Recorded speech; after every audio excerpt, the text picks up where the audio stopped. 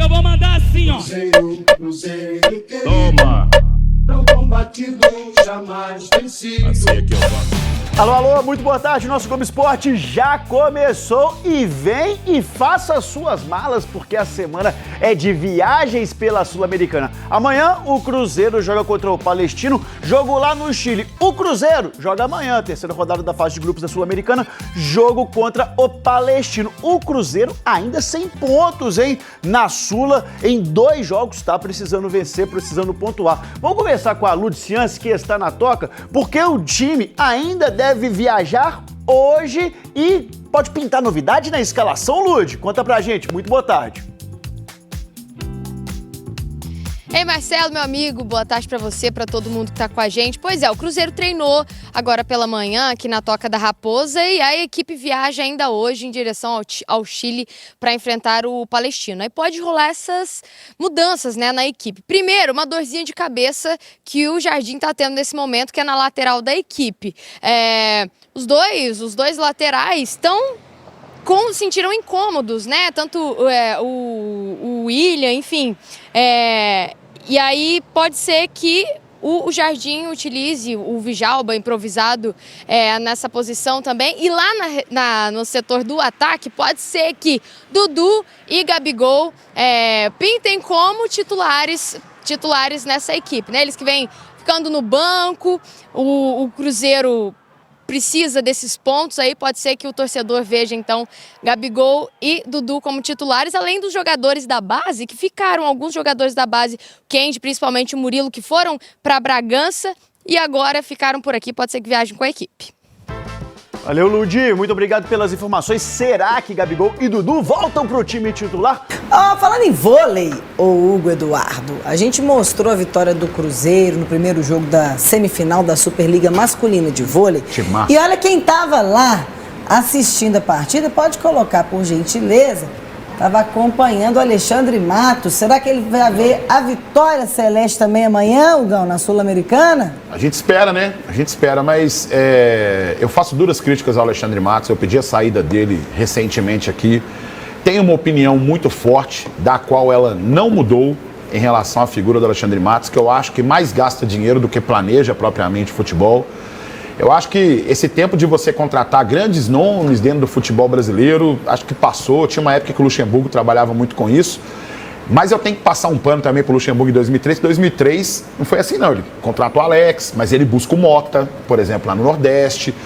Vou conectar isso ao Alexandre Matos já. Ele que acha o Augusto Recife, ele que vai na base e traz o Gladstone para poder jogar na defesa também. O Edu Dracena ainda não era esse grande jogador, e é o Lucha que faz ele se tornar boa parte desse grande jogador que o Edu Dracena fez, mas também é de um planejamento. Mas teve um tempo em que ele trabalhava também com esses grandes nomes. Hoje o Alexandre Matos acha que derramar um caminhão de dinheiro, trazer essas grandes peças, é apenas isso que vai resolver. E é importante você ter essas figuras no futebol que vai ter que ter cobrança. Mas é necessário que você faça um planejamento, que você ouça o scout, que você entenda. Só derramar dinheiro não resolve. E o pessoal do vôlei tá chateado com o Alexandre Matos. Porque só dele passar lá, os caras estão pedindo 30% de aumento. O time ganha tudo. Coloca a imagem dele ali. Impressionante, quer ver, ó? O quê? Tá faltando matos aqui, ó. Pode passar na Rejuvenesce, que tá faltando matos aqui, ó. Lá, ó. Tá tipo um quipá, né, velho? Já não tem muito matos ali, não, ó. Tá tipo um quipá ali. Como envelheceu? O futebol envelhece demais a turma. Impressionante. Verdade, futebol é política, né? Na verdade, o Matos, se você for olhar, ele tá no futebol, acho que em 2009 ele trabalha primeiro no América, né? Então, se você for considerar isso, já tem aí uns 16 anos que ele tá no futebol. Então, é absolutamente normal que Ele tenha isso. desceu uma rampinha acelerada agora. Não, normal. Amanhã o Cruzeiro também tem confronto pela Sul-Americana. Vamos ver como está a classificação do grupo do Cruzeiro no torneio Grupo E. E só time forte, né? O que eu acho que tranquiliza o Gão é que só tem ícones do futebol mundial. Então é tranquilo ele estar em último da lanterna. Alguma coisa a declarar, Rafael? Não é só uma risada mesmo ou quer falar alguma coisa? Não, só quer falar o seguinte, que nós temos aqui o sobe e desce do brasileiro e o sobe e desce da Sul-Americana. Tô ao lado de 2 sobe e desce. O que acontece é assim, o Cruzeiro tem uma responsabilidade grande pela frente, enfrenta o Palestino, depois viaja para enfrentar Não, joga com o União Santa Fé em casa. Agora eu esqueci a ordem exatamente, mas eu acho que enfrenta o União Santa Fé dentro de casa, depois viaja para enfrentar o Mustique Runa e o Palestino ele enfrenta em casa, né, na última rodada desse grupo aí. São 4 jogos ainda em que o Cruzeiro não pode se complicar mais. Vencer é o único objetivo do Cruzeiro contra o Palestino. Empatar já fica numa situação complicada.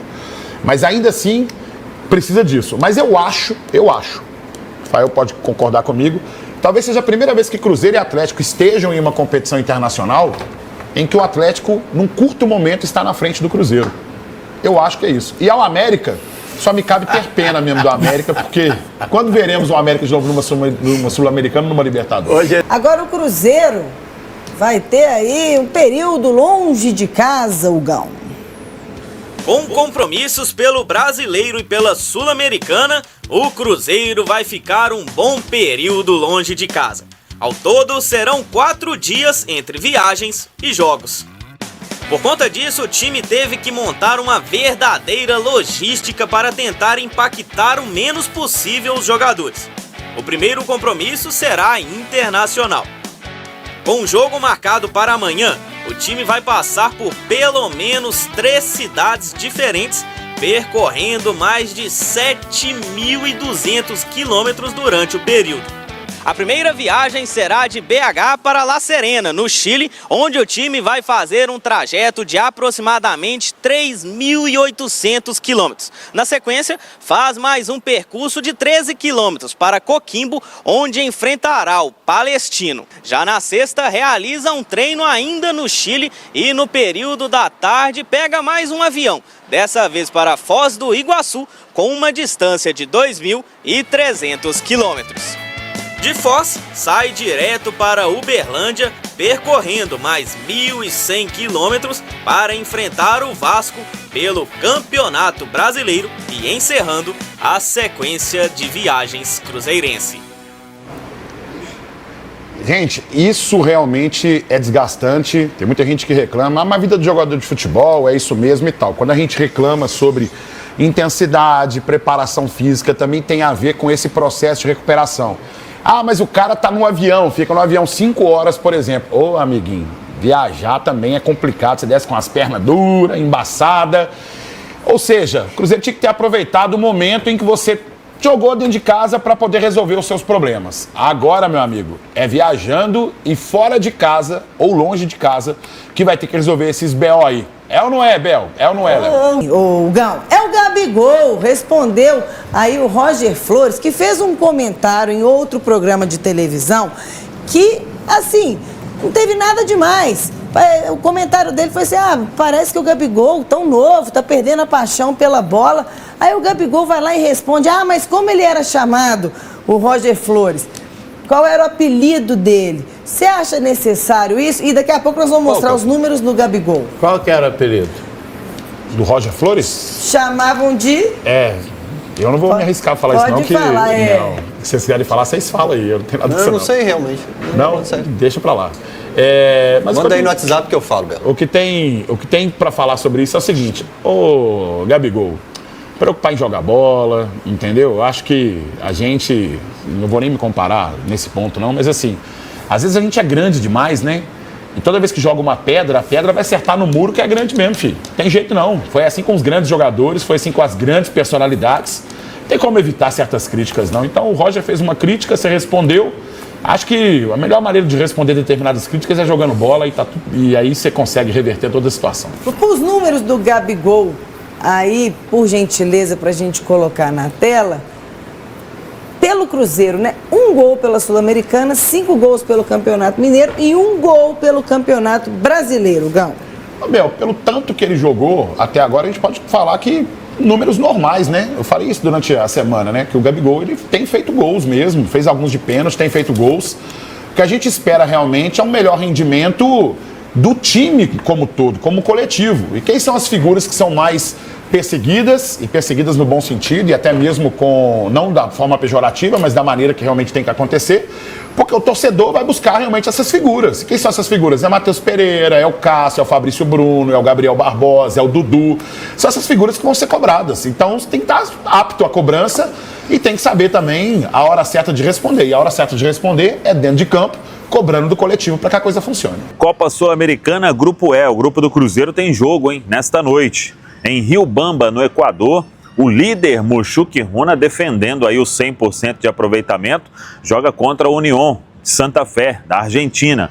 Mushuc Runa 6 pontos, Unión 3 pontos. Se o Mushuc Runa vencer o jogo, praticamente aí encaminha a classificação, e aí a vitória do Cruzeiro contra o Palestino se torna ainda mais fundamental. Primeiro, para diminuir um pouco essa campanha vexatória que o Cruzeiro vem fazendo, com 2 derrotas em 2 jogos até aqui na Copa Sul-Americana. O jogo do Cruzeiro nesta quinta-feira em Coquimbo, diante da equipe do Palestino. O Palestino que perdeu na estreia para o Mushuc Runa, depois venceu o Unión Santa Fé. O jogo foi aqui em Santiago, com o Unión de Santa Fé. E aí o Palestino resolveu mandar a partida para Coquimbo, que fica bem longe aqui de Santiago, e por isso estou aqui no aeroporto ainda para cumprir a última parte da viagem, que é um voo de Santiago até o aeroporto de La Serena, que fica próximo esse aeroporto, a cidade de Coquimbo, depois um trajeto ali de 30 minutos de carro para chegar. Alguns torcedores do Cruzeiro devem marcar presença, claro que se fosse aqui em Santiago, teríamos aí um número legal de cruzeirenses, tem voo direto de Confins para Santiago, mas para chegar em Coquimbo, aí a dificuldade aumenta. O Cruzeiro fecha a preparação na manhã desta quarta-feira, na Toca da Raposa 2, e aí vamos ver o que fará o técnico Leonardo Jardim, com William e Fagner como dúvidas. Para o jogo desta quinta, acho pouco provável que ao menos um deles tenha aí condição de jogo. Fica a dúvida como o Cruzeiro emenda a viagem, eles vêm para o Chile ou eles ficam em Belo Horizonte fazendo o tratamento ainda para ficar à disposição, principalmente o Fagner, para domingo diante do Vasco. O Vasco que jogou nessa terça-feira, então terá um tempo maior. O Vasco empatou com o Lanús em São Januário, muitas vaias para o técnico Fábio Carilli. Mas aí, cada um com os seus problemas. Então fica essa dúvida quanto ao aproveitamento de laterais. Vem com a delegação ou ficam em Belo Horizonte e depois vão para Uberlândia. Talvez seja um caminho mais fácil para se fazer e continuar aproveitando toda a estrutura da Toca da Raposa 2. Outras dúvidas: Japa e Bolassi, treinando normalmente com o grupo, serão relacionados pelo técnico Leonardo Jardim? E mais dúvidas: os garotos Janderson, Murilo Hickman, Cauã Prates e Kaique Kenji estão treinando com o profissional. Serão relacionados para essa viagem? O Leonardo Jardim hoje deve definir o que ele pensa sobre o time para esta quinta-feira, mas a tendência é realmente de que ele rode o elenco, que essa base que atuou nos últimos 3 jogos, muitos aí não devem iniciar diante da equipe do Palestino. De qualquer forma, o Cruzeiro vem para o Chile para se reabilitar no Grupo E da Copa Sul-Americana. Tá falado, pessoal? Um abraço, até a próxima. Vamos que vamos!